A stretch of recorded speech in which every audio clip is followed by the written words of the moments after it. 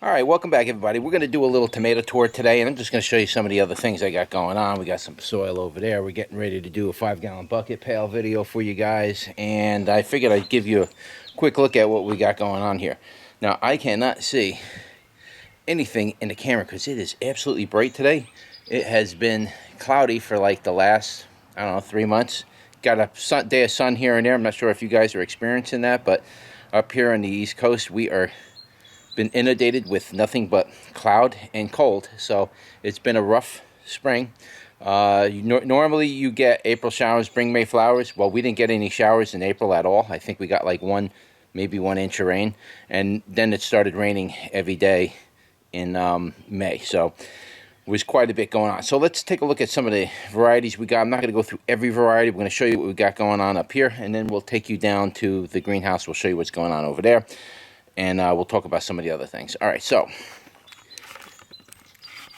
over here we got, now all these tomatoes you see here, these are all going to be dwarfs or close to dwarf or whatever. These are all dwarf varieties, and these are micro dwarf. So we'll just show you some of the ones that we're going to be doing up here. Now these are all going to go into 5-gallon self-watering containers, and we'll keep them towards the back of the driveway over there. Now, all the rest of the stuff is going to be grown in the garden, greenhouse, and everywhere else. I just don't have the room for it up here. So, we got over here, we got the dwarf bendigo.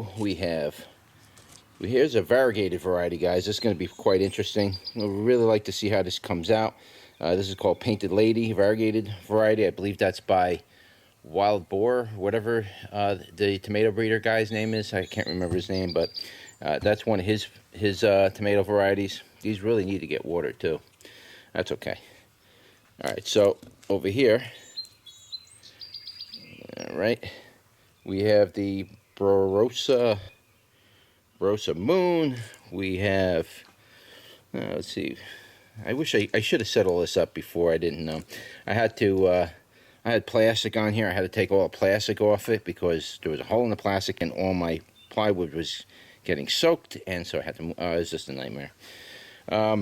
We got Ramblin' Stripe. We did that one last year, but we're doing it again this year. We got the Dwarf Awesome. We did that last year. We're doing it again. Sleeping Lady we did, but I don't think I got any tomatoes off it last year. Just a couple, so we didn't do a review. Mary's Cherry. I love Mary's Cherry. That's one of them. We did that also last year. We got Sweet Scarlet Dwarf over here. That's another one we did. This is new for this year. This is called the Kimberly, and that's supposedly a dwarf variety. Let's see, over here we have the Pink Pearl of the Garden. That's another dwarf variety. I believe it's a dwarf. It's not, see, there's a difference between dwarf varieties and what they call compact varieties. They're not exactly dwarfs, but they don't grow too much bigger than, say, 3 feet or something. So they're dwarfs in their own way, but they're not a dwarf. They're not defined as dwarfs. They're defined as a compact variety of tomato. Just so you know that. Maybe in the future we'll do a video about compact tomatoes and compact varieties, and we'll talk a little bit about that. We got Kangaroo Paw. We did that one last year, but we're doing it again. Sarge's Love. That was a good one. That was the last year of one. We're doing it again. We got Spud Viper. That was another one we did last year. Let's go right over to the micro dwarfs. We got the Mini Bell, Red Robin. A lot of people know what the Red Robin is. That's a pretty common micro dwarf variety. In fact, these are not going into 5-gallon pails. These are going to stay right in their containers because they're not going to get too much bigger than, say, you know, what you see right here. They're not going to get too much bigger than that. So we're going to maybe build a table out here somewhere. I got a bunch of trees that I cut down, so maybe we'll carve them into like little tables, and then we'll sit all of these pots up on that table somewhere. They're going to get full sunlight. We got the Andrea, all right, the Andrina, I think that's how you say that. Let's see what else we got there. We got the Florida Petite, right? Yeah, we did that one already. We're regrowing it for this year. Pinocchio Orange, a lot of demand for that particular one. A lot of people, I didn't have much seed from it from last year because I sprouted it really late in the season. And so whatever seed I did have sold right out, and a lot of people were demanding for this one.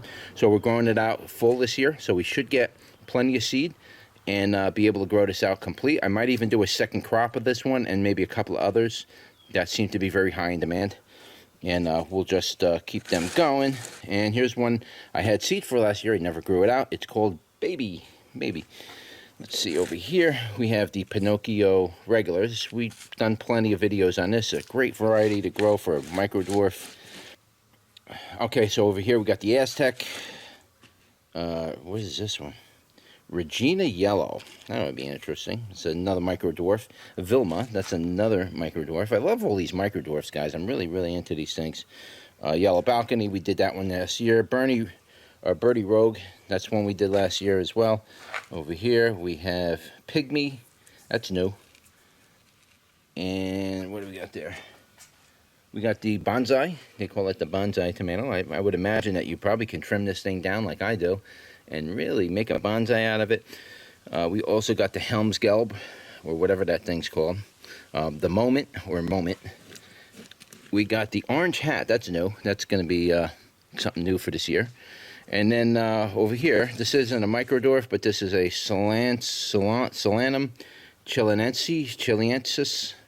And that's just a totally different tomato species variety. It's actually quite a difficult variety to grow. So we're getting that one going. There's 3 different variations of this wild tomato, and this is just one variation. And so let's see how we do with this, and hopefully we can get some tomatoes out of that. And over here we have the Galapagos Minor. This is the wild Galapagos Minor tomato, but this is the hairy version. I had it to the point where it was flowering last year, but I planted too late. And I brought it indoors, and basically it just started to die off indoors. It just didn't like the lighting that I gave it, and it was just too much trouble, so it ended up dying off. It lasted through most of the winter, but the last month or two, it just kind of shriveled up and died. It just couldn't take it. So we're giving it a go again this year, and hopefully we can get some fruits and offer you some seeds. Now, over here we got the Groovy. We did that one last year, but we're doing it again. That's a dwarf variety. Lemon Ice Dwarf, that's another one we did last year. These are all dwarfs. Let's see. Dwarf. We got the Dwarf Mahogany, that's new. And we got the Malzer Braun. I'm not sure if that one's a dwarf. I think it's a dwarf. But we did that last year. It makes really interesting tomatoes. It makes these kind of brown, raw umber colored tomatoes. So that one's going to be interesting to review. We have stick tomato. We're going to try to grow another 3 or 4 of these plants independent inside of a 5-gallon custom container. We got Dwarf Wild Fred tomato, whatever that is. We got the Delta River, that's all new. Here's another variegated Sweet Splash Electra. I forgot who I got that from. It's a dwarf variety of potato leaf variegated. Now that is a really wicked combination. I will eventually, I'm going to try to do a crossover from some of these dwarf and or micro dwarfs, and I'm going to try to cross them over and see if we can get ourselves some micro dwarf variegated tomatoes. We're going to try to work on that maybe this year, so we'll see how that goes. But I needed a dwarf to do that. I don't want to use the regular, if they're not dwarfed, you don't want to cross them over with these because they're just going to go into a big variety anyway.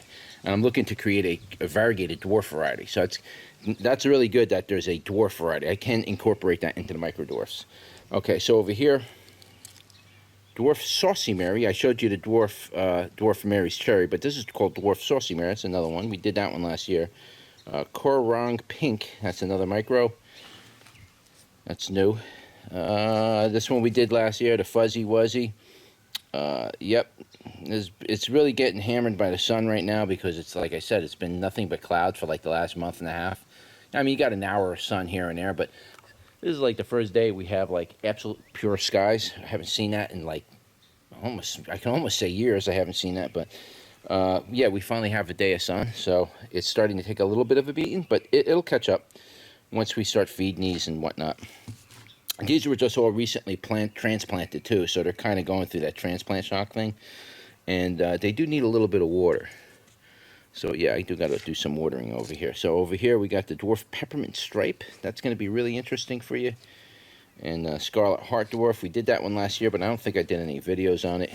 So we're going to revisit it. And then the Aurea or Urea variety. This is like it's not a dwarf. It's considered a compact. This is one of those compact varieties. So that's what it is. That's what we got right here. Now I'm going to take you down to the greenhouse and we'll show you what else we got going down there. So take a walk with me. This is some of the soil I'm mixing. I gotta make, I don't know, I got like 20 or 30 of those pails to fill, so we're talking probably another 4 more piles like this to make. So yeah, I got my hands full, and it'll take long to make. But now the one thing that I can say that was good, look at that tree, isn't that beautiful dogwood? One thing I can say that was good so far this year, hopefully I don't jinx myself by saying this, so far this year we didn't get any late frost, so it looks like my cherries and my pears and a couple of apple trees are starting to flower too.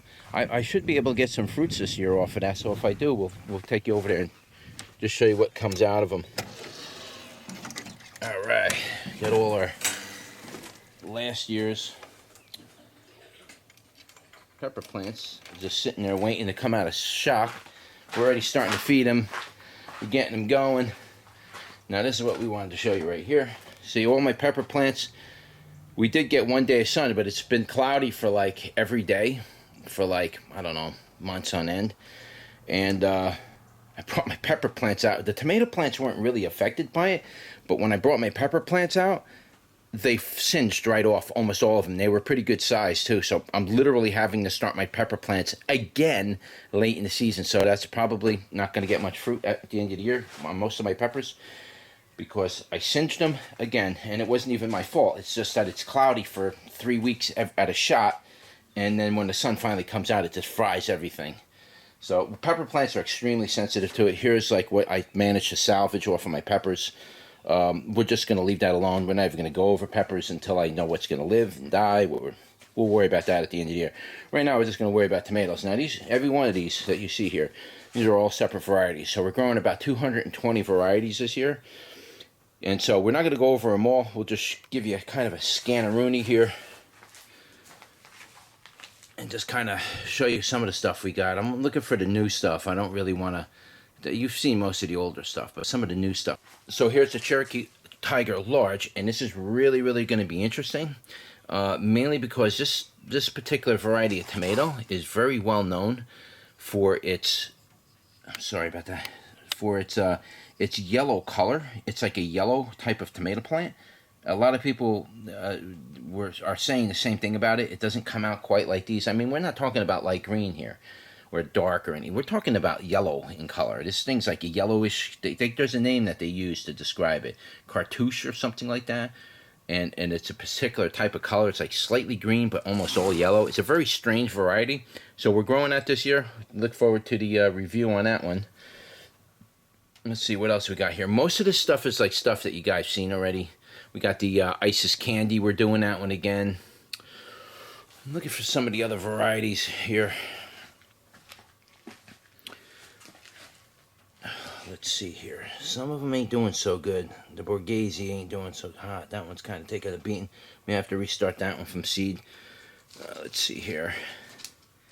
Dancing with Smurfs. This is going to be a new one. That's going to be nice. Now, I'm going to try to get this one out in full sun so we can really, really get the darkness to come out of those tomatoes, those Dancing with Smurf varieties. Here's another one that's kind of like that cartouche color, but I don't think it's supposed to be that color. But they're all coming up like a light yellow. It's called Pinky Blast. I'm not sure. I got to look up at this variety and see if this is another one that's kind of coming up with that yellow color. I don't think it's supposed to do that, but it might be. All right, so we got this is new here. That right there, I'm not even sure how you say that. A lot of these tomato varieties that I'm growing are all from overseas. They're not from around here. They take me months to try to get these varieties shipped in. And I build up my inventory on these, and then I just do a grow out. So that's basically what you're looking at. Now, a lot of these varieties were ordered months and months ago, almost a year ago, and we're finally getting around to actually growing it out.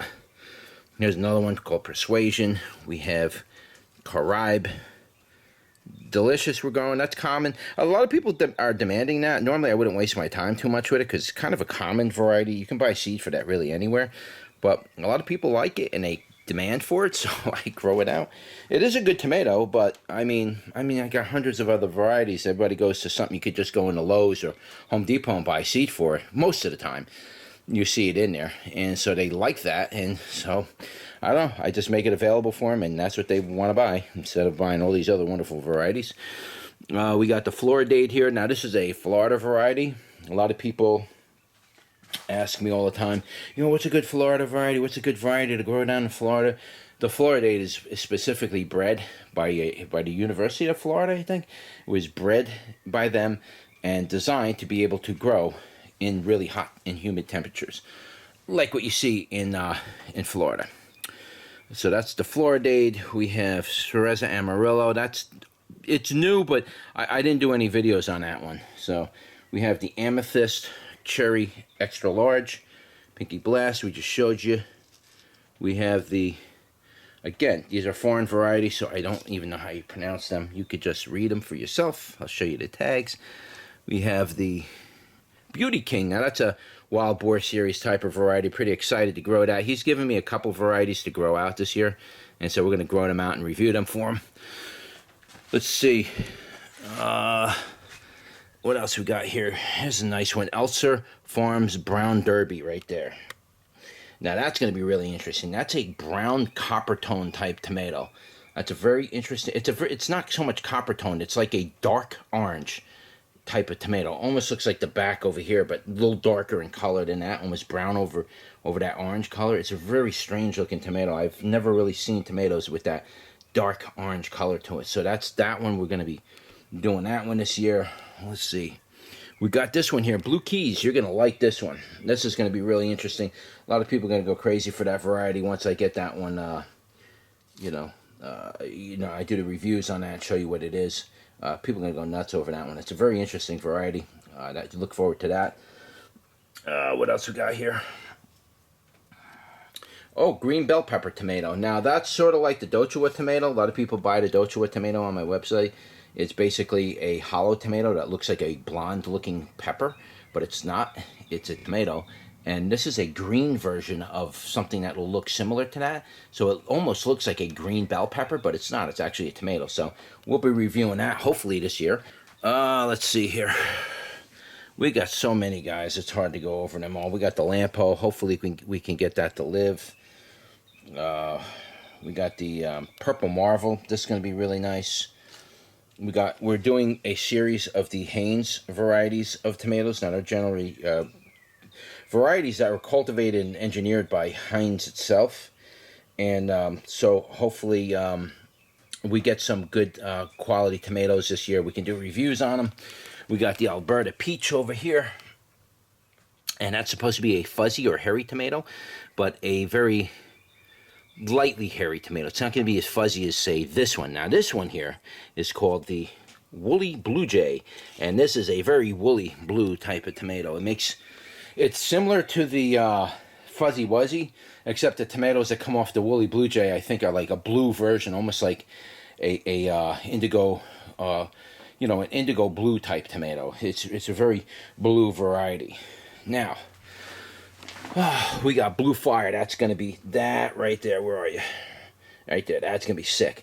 That's a Blue Fire. That's going to be a really nice tomato. We're also growing the Evil Olive. The Evil Olive right there. What else? That's going to be really interesting. We've got Amish Paste. A lot of people requested that last year, so we figured we'd buy seeds and grow that.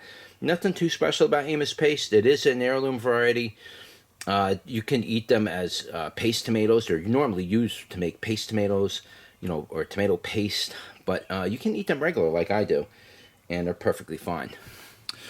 And I'm not going to go over too many. I mean, there's so many of them here, guys. I could be here for hours and hours and hours and hours showing you some of this stuff. But we got some in here that are really, really, really cool that I did want to show you, and I just digging through them now. I was like, and this greenhouse is starting to hit 100 degrees in here now. Right now, And boy, that's starting to cook. So yeah, I'm starting to boil up in here. We got Marion going there. We have the pork chopped. I believe that's another Wild Boar Series tomato. We have the black keys. We got the blue keys and we got the black keys. Wait till you see these tomatoes when hopefully we can get good quality tomatoes off them. They're really crazy tomatoes. They were bred by some kind of a priest. His name was by the something name of Keys. His last name was Keys, so he named it the Keys. That's what that means. They're really crazy tomatoes. I really like them, and just kind of looking around here. I'm running out of breath because it's so hot in this greenhouse. I'm like, sweat is like dripping right into my eyeballs. Whew. We got this, whatever that is. And what else we got in here? We got this. Majarski div, whatever. And let's see, we got this. This is all new. Vorlan. Again, these are from overseas and all different countries. I order seeds from all over the world. We got the Queen Anne right there. We have the Yellow Riddance. We got that one. We have the Chocolate Dreams. There's so many here. We got the Opus Lies, something like that. Green Zebra, we're doing that one again. I've done that a long time ago. We're just revisiting it, and we're just going to, we're just going to revisit a lot of the old ones. There's a lot of these are you've already seen videos on these before, and seeds are already available for them. I'm just showing you. I'm trying to show you a lot of new stuff. It's just there's so many, guys. Look at how many tomato varieties here there is here, and plus what I have up there. I mean, that's craziness here. That's pure insanity. Like I told you, it's about 220 or 230 or something. That's not even counting my wild varieties over here, which I have, and you guys already started seeing this. You can see they're already beginning to flower. I'm waiting for the last day of frost, if that ever does come. And we are going to plant these outdoors and let them grow wild like they should, and we'll see what they really can do. They're very hard varieties to... some of them are really hard to get them to seed and go to fruit. Some of them are easy. So we'll have to see. Once we get them outdoors and we get them fertilized, we'll be able to see what they can do. Okay, this one here that I'm pointing at, this you can't really see it. This is called a variegated tomato. I actually wintered this one over, and it did winter, and it's still growing. And this thing is like, I mean, if you look at the stem on this, it's actually turning into a wood. It's turning into a wood on the stem. So this plant's already old school, and it's growing fine. And once it starts to branch out a little bit more, then we'll plant this one outdoors this year as well. Here's the Solanum Pinelli. We just got done trimming that all the way back, and so we should be able to get more seed from this. I basically sold all my seed out for this.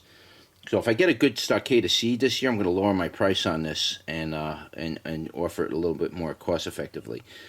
It's a hard variety to really establish, but once you do, then you can get enough seed, then I can lower the price. But right now, I'm not getting a lot of fruit off it. What else we got here? What else we got? We have, this is Pompano Lauren. They call this the Lily of the Valley. Now, this is supposed to be an invasive species in the United States, but I'm not quite sure why. Never heard of it before. Again, we got the Solanum arcanums, the Solanum nigericis. We got all these other ones here. So we got those going. I think that's it with tomatoes. And of course, this is the wild Peruvian tomato. This plant's already 2 or 3 years old, so I keep bringing it in every year. And I cut it way back. I let it grow indoors, and then it dies, and I cut it back again, and it comes back in the winter. I mean, in the summer when I bring it out, you see it starts to, starts putting out little things again. And then once this gets a little healthier and bigger, and starts growing a little better, I'm gonna get this outside.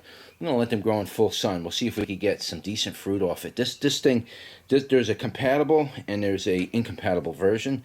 This might be an incompatible version because it's really hard to get seed out of this thing. It's very, very difficult. So, and then of course, I got my peppers here. I'm not gonna go over that. These are all last year's plants, and so we're getting ready to. A lot of this is gonna go out in the garden. On one side of my garden, the other side of the garden, we're going to just do tomatoes, but there's no way I'm going to fit everything in there, that's for sure. So a lot of it's going to have to be grown in here. So anyway, guys, that is really it. I just wanted to give you a quick tour of what's going on with the tomatoes. Turn you around. say bye to you guys while I sweat up a storm here. Man, it is cooking in this greenhouse, man. Wow. If it didn't get so cold at night, I'd probably be able to grow in here all year long. It's just at night, when you get 17 degrees, it's cold. It'll kill everything in the greenhouse. Too cold up here. I got to get down to a zone 8 or something like that. I got to get out of Pennsylvania. It's too cold up here, guys, for what I do. But anyway, guys, that's really it. What I'll do is I'll keep putting up some more review videos and stuff for now. As I get closer to doing garden tours and little update videos, I'll put those out for you and just kind of keep you up to date what's going on, and maybe show you some of the plants. Like I said, I got some really strange plants here for tomato wise. I mean, like this one right here. I want to get this one before the blight gets it. This is the Cherokee Tiger Large. And I only got 1 seed to sprout out of about 10 seeds. So that's not too good, but one is going. So hopefully we can keep that one alive. Hopefully we can get some tomatoes off it and we can do a review. And I'll show you what that plant looks like when it gets, larger and you can really see the color on it. Alright, so that's really it, guys. Hope you enjoyed the video. Don't forget to like, share, and subscribe. And I will see you on the next one. Take care.